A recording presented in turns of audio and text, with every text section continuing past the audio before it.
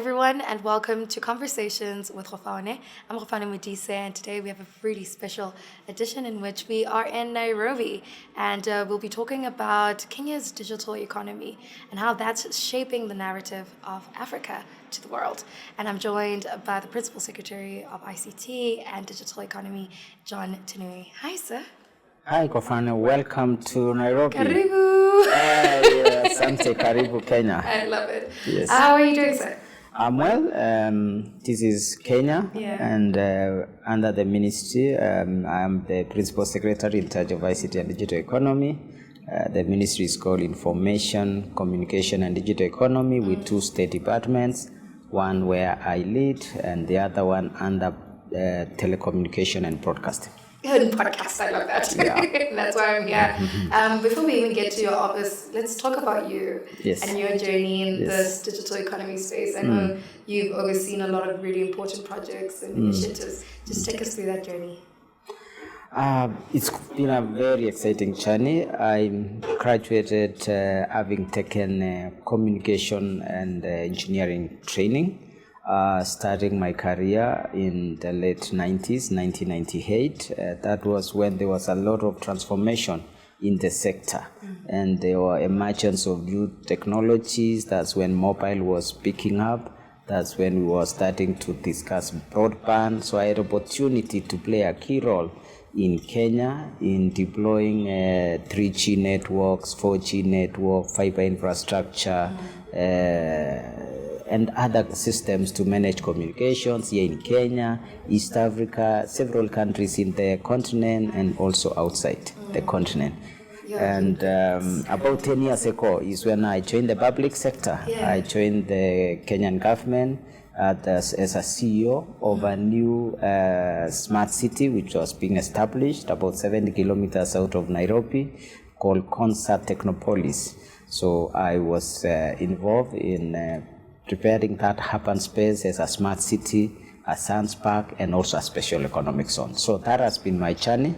And 2 years ago, I exceeded from that role and joined the ministry as Principal Secretary now to help the government to drive one of its key priority areas. The government came into office with 5 focus areas. One is looking at how to transform our agriculture, grow our SMEs and cooperatives, address health, housing, and digital superhighway and creative economy. I am responsible for the part of digital superhighway, enhancing connectivity in the country, growing the digital economy, improving digitalization in government, creating jobs in the digital space, growing investment in the tech space, growing vibrancy in the innovation ecosystem, the startup ecosystem, and to see that our country gets a share of the global opportunities. It's so brilliant to see how Kenya is just such a,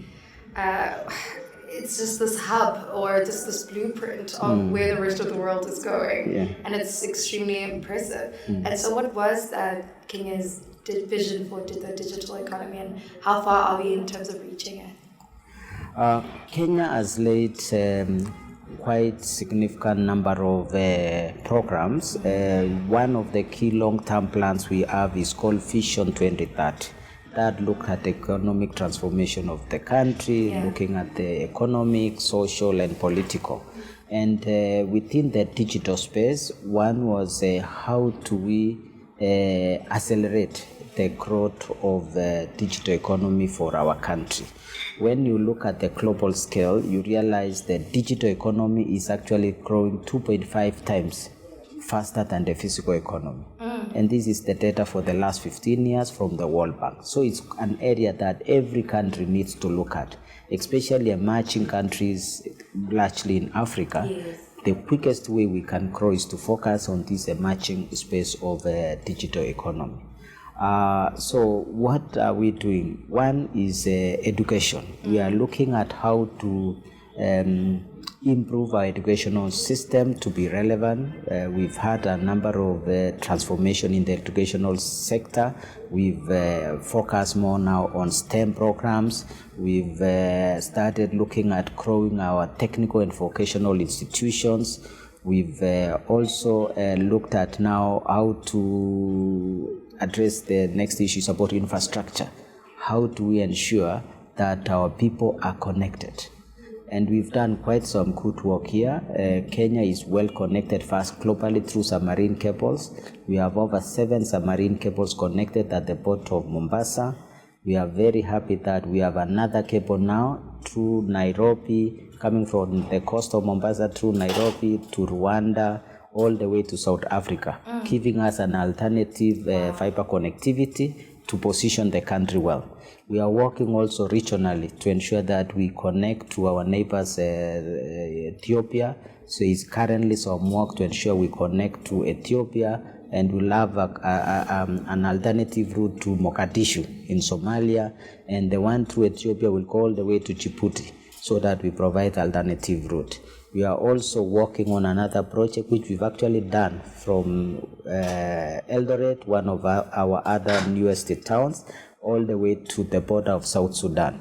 And from South Sudan, it will go to, of course, we expect it to go to Juba, and then from Juba to Central African Republic, and all the way to Cameroon to reach the other. So we are seeing this continental connectivity as an area that will help to position the country.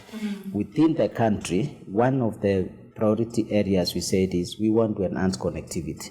We already built as government about 10,000 kilometers of fiber. Private sector has also done probably about 35,000 kilometers. And we agreed we want to add another 100,000 kilometers of fiber. And this is going to be really transformational. For the last 2 years, we are now approaching 20,000 kilometers. This additional, done by private sector and government. Government expects to do around 50%, and private sector around 52% by government, and 48% by the private sector. And we have a few years to make sure we achieve this goal. The objective is to have broadband to the lowest administrative unit in the country, called the ward. There are 1,450 such units in the country. So we've committed, we will connect largely, most of them with the fiber, but there are a few of them which, because of their terrain and the population, sparse population, we will use alternative solution like satellite to make sure we cover. So connectivity is our main focus, to ensure we enable our youthful population in our technical institutions, secondary schools, digital hubs, everywhere, to be able to be connected to the digital space. The other thing we are looking at is how do we link them with the global opportunities. So we are carrying out training programs. We are working with many stakeholders. We are trying now to attract PPO operators from the global market. And we are very happy the progress is good. We have seen companies like Samasos set up in Kenya. We have seen companies like CC High set up. And this year, January, we welcome the world's #1 in the PPO sector called Teleperformance. They have set space in Kenya, starting with 5,000 seats capacity, quite impressive.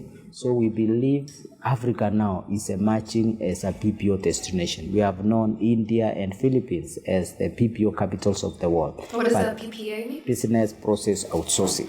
This is where you serve global markets from your home using IT infrastructure. Yeah. So we believe this is an opportunity for the African continent. Kenya wants to be the hub for the continent and to be able to help the continent to be able to get a big share of this emerging opportunity. This is so brilliant, because it's also communicating that no person is left behind. Yes. You're distributing this possible global wealth to the rest of Kenya and possibly the rest of Africa, it seems. What challenges did you incur when deciding that Kenya is going to be the digital hub in Africa? In fact, that you're going to be providing, African solutions to global problems. First, one of the challenges is when you have these ambitious plans, one of the challenges normally is funding. The first thing you always think is funding is the biggest challenge.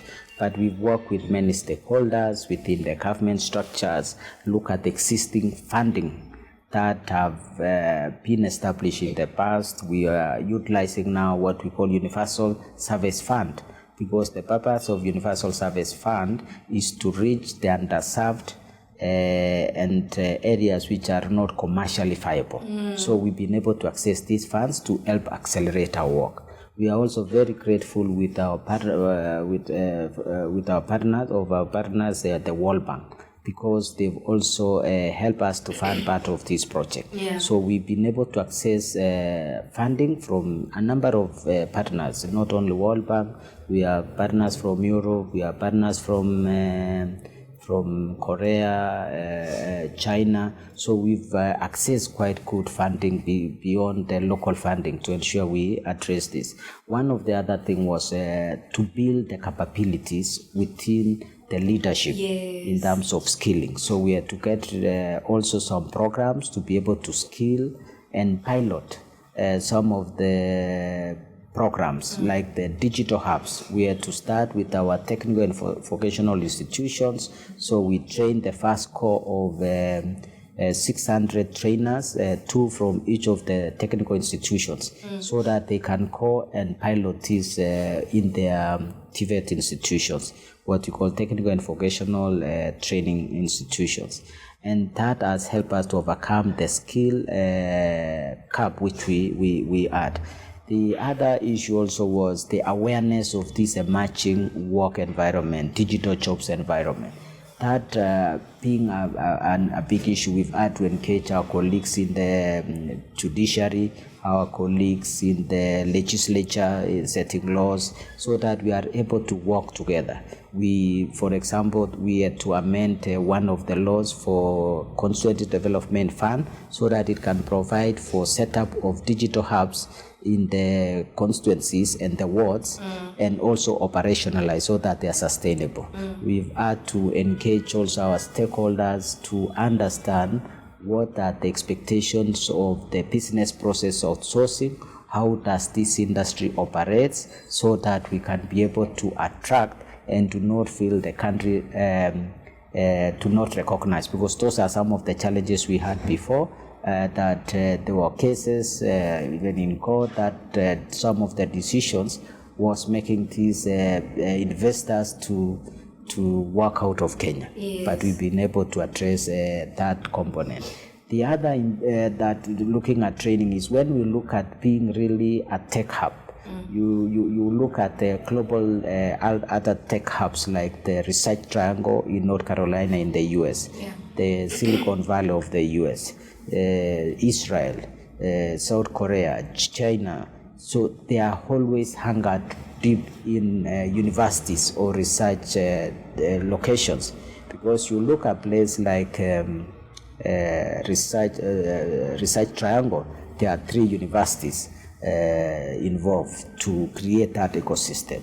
You look at the Silicon Valley, you have Stanford. It makes it what it should be. And so here in Kenya also is how do we accelerate the transformation within our existing universities so that they can look more of the knowledge output and create outputs in whether it's in startups, spin-offs, innovations, IP outputs, so that the country can start outputting more in the knowledge space. So we've also worked with partners like we work with South Korea to establish a new university in Kenya. We are establishing a university called Kenya Advanced Institute of Science and Technology.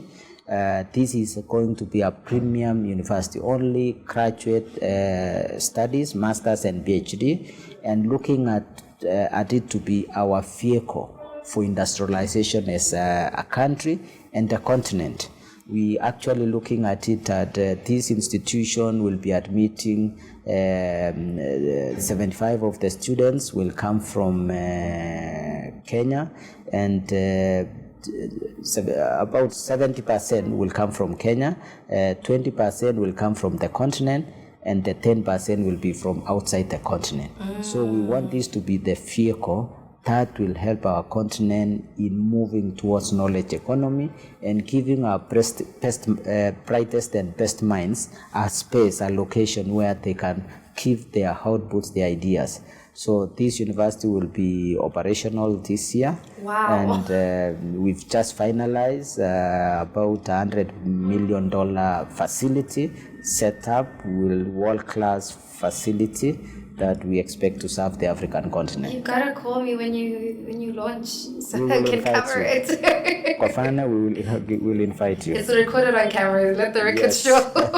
Please tell me about Konza City, the development of it. I think it's... So when we talk about Konza City, this was one of the flagship projects established under our long-term plan called Vision 2030. So we had one project that was going to enable the country move towards being an innovative country, to have a smart city, a science park, and also to move the country towards what we call knowledge economy. So we identified a location, land was procured, and now we got world's best planners. We got master planners from the US, led by a company called Tetratech. They did the master plan, and later on they did also what we call development guidelines on how to build this city to be a world-class, and also future-oriented. Because we are looking how to combine some of the practices we had before. We had special economic zones, which were already like industrial area. You drive, go work there. After that, you go back home. We have also smart cities where people live, and it's like isolated from work environment. We have also research locations, which is different locations. So we look at combining all these into one. It is a research space, so it's a science and technology park. It is also a smart city. People live and work there. And also businesses is industrial space for special economic zone, where now you have light manufacturing, you have services, you have innovations, and you are creating a new ecosystem that creates new possibilities. So we've done the work of planning, we've designed, we've done the construction of phase one of the basic infrastructure. We have some of the latest technologies deployed there. We have solid waste management system, one of its kind, that you do not need trucks to come and collect waste. You use an automated system. You just take it to a place where you separate the waste at the source. In your building, you just separate 3 pins where you put, whether it's food waste, paper waste, whatever materials. And using an automated system, it's sucked all the way to one point and separated again into different, and can be reused. So that's one of the first system, one of the sustainability we have been building that project. The other system we have is a wastewater reclamation facility that we're reclaiming up to 98% of the water waste. Once the water goes, it's a sewer line, but we go and reclaim that water. We're treating it to a WHO standard for potable water that you can actually drink. But we are using it for cleaning, for watering plants, and that's the city we built. Of course, we have also treating water for the city. So we have been built all the facilities that a modern city is required to have. You are using tunnels, underground tunnels, to deliver infrastructure so that there is no cabling overhead during the operation part of the city. We have put a capacity of power that within the city you can draw in up to even 50% of the country's power capacity. So it has huge potential. It's hosting our national data center, the largest data center in the region. It's already operational there, and it's helping us on digitization and operationalization of a digital government in Kenya.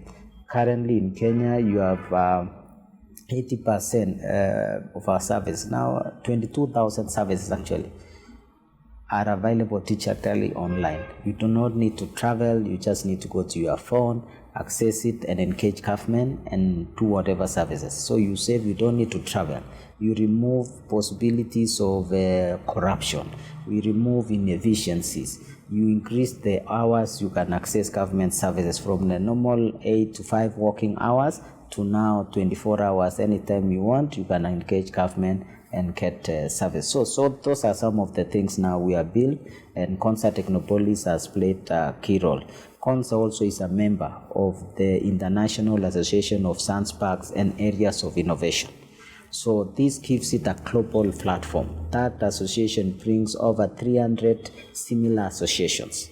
In the African continent, we have a good number of them, almost 10, who are part of this global network from 8 countries in the world. And Africa has managed to host 2 world conferences. The first one was in South Africa several years ago. And last year, we held the 40th anniversary here in Kenya.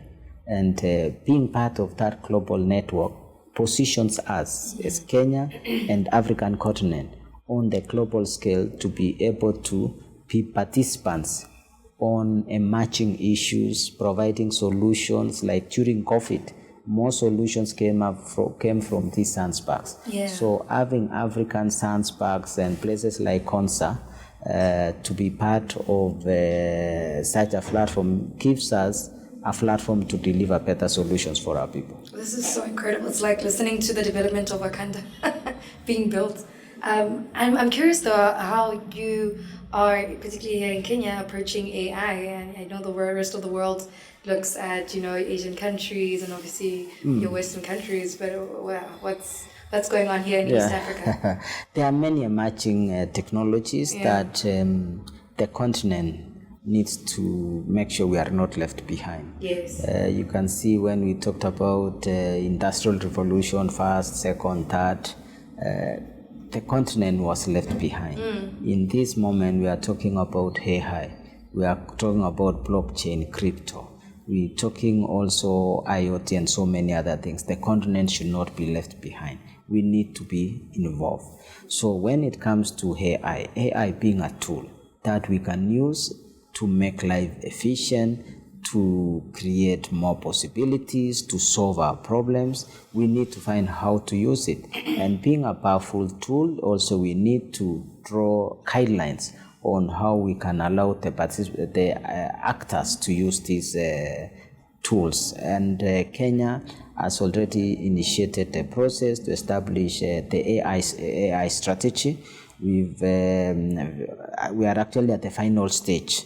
Very soon we are launching our AI strategy, which was quite consultative. We involved many partners, local stakeholders, global partners, and learning from also other global players, because we have collaborations with Europe, collaborations with the US, Asia, Korea, China, to see that we learn from each other and see how each of these countries have been able to manage this space, and especially as we are looking at space that can open more opportunities for jobs, enable to bring efficiency in our operations in government, and service delivery to our people.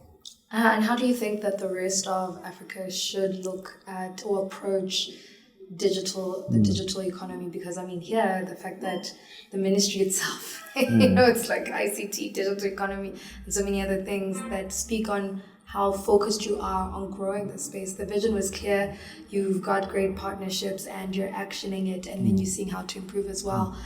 So how do you think the rest of African countries can also be self-sufficient in ensuring that we're not left behind in the digital transformation? We need to enhance our connection between us as Africa.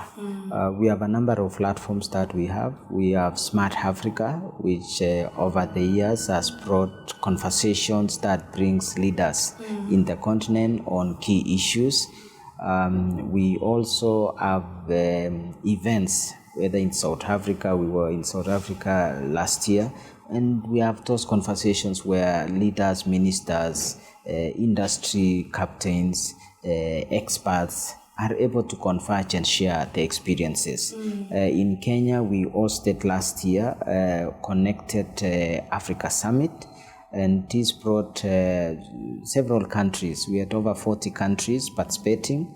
We had about 15 ministers from the continent who came, and we started establishing network of the ministers, network of principal secretaries, the heads of authorities, regulatory authorities, and this gives us platform to start sharing knowledge as the African continent. So we feel these platforms that give us connection will enable us to work closely. We've started also working with MOUs. We have MOUs like with South Sudan, and we have engagement now where we can work together so that we don't leave any of us behind, and to also benefit from the strengths of each other, because no one has the monopoly of knowledge or expertise, and we are stronger when we work together. Absolutely. Yes. I couldn't agree more. I got lost in what you were saying. I even forgot my next question. My last question for you is, what does the future look like for Kenya?